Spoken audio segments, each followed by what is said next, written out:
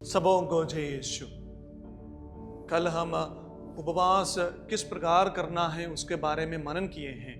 दूसरों के लिए दिखाने के लिए हमारा उपवास नहीं होना है।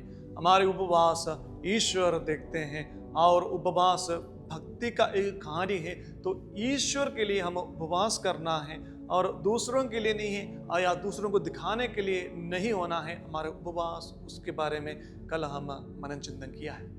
आज हम मनन चिंतन करेंगे उपवास आध्यात्मिक अनुशासन है।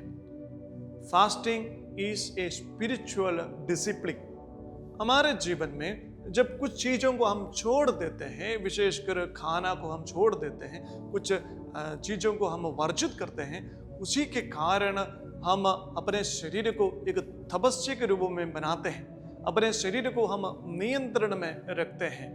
तो प्रिय भाई और बहनों, हमें आध्यात्मिक रूप से जब हम उपवास करते हैं तो बहुत सारा कृपा आशीष मिलते हैं। हमारे मन में, हमारे शरीर में, हमारे आत्मा को परमेश्वर के करीब ले आने का एक माध्यम है उपवास। और उपवास की अनुशासन है हमारे जीवन में जब हम भौतिक आवश्यकताओं को त्यागते हैं तो एक प्रार्थना बन जाते हैं। जब हम आध्यात्मिक कार्यों के लिए अपने शरीर को, अपने मन को, अपने हृदय को पूरी तरह से हम समर्पण करते हैं तो प्रिय भाई और बहनों, एक प्रार्थना बन जाते हैं।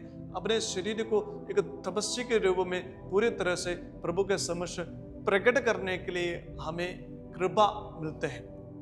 उपवास हमारे लिए बहुत जरूरी है, विशेषकर आध्यात्मिक रूप से हमें कृपा मिलने के लिए, शारीरिक रूप से भी हमें कृपा मिलने के लिए। तो आध्यात्मिक रूप से अगर प्रभु की निकट आने के लिए, प्रभु की कृपा आशीष मिलने के लिए जब हम उपवास करते हैं तो प्रिय भाई और बहन, उसमें अनुग्रह मिलते हैं। तो अपने शरीर को अनुशासन के रूप में बदलने के लिए, पूरी तरह से अपने शरीर को नियंत्रण में रखने के लिए हमें कृपा मिलते हैं उपवास के समय में।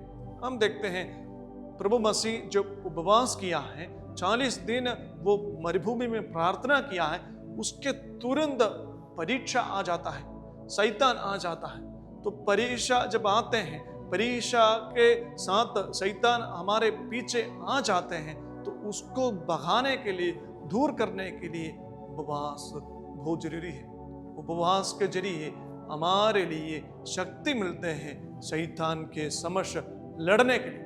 प्रिय भाई और बहनों, ईसा मसीह शैतान को दूर किया है, भगाया है। शैतान जो प्रलोभन दिया है वही प्रलोभन में ईसा मसीह ने नहीं गिर गए।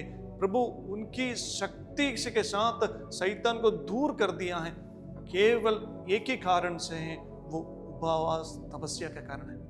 और फिर सोचना है अगर हम उपवास किए हैं, 40 दिन उपवास करने के कारण कोई शैतान हमारे पीछे नहीं आएंगे, ऐसे कभी नहीं सोचना है। जब से हम उपवास करने के लिए शुरू करते हैं तब से शैतान हम देख रहे हैं। शैतान ईश्वर के लिए जो भलाई कार्य करते हैं उसको पूरा करने के लिए, उसको तंग करने के लिए, उसको परेशान करने के लिए पीछे पड़ते रहेंगे।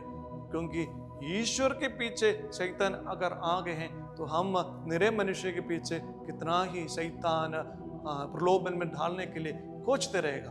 तो प्रिय भाई और बहनों, उपवास के जरिए एक तपस्या के रूप में अपने आप को हम पूरी तरह से बनाते हैं, अपने आप को हम प्रभु के समक्ष समर्पण करते हैं। तो आइए इस उपवास काल में, इस 40 काल में एक शारीरिक या आध्यात्मिक अनुशासन करेंगे।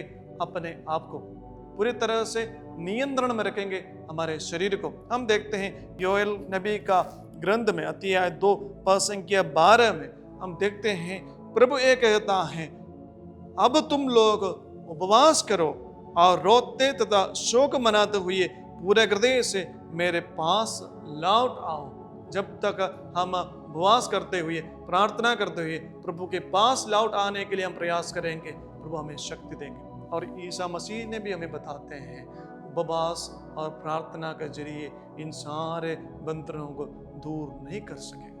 उपवास और प्रार्थना के जरिए इन सारे बंधनों को हमें कभी दूर नहीं रख सकते हैं। तो आध्यात्मिक रूप से हमें कृपा मिलने के लिए उपवास बहुत जरूरी है।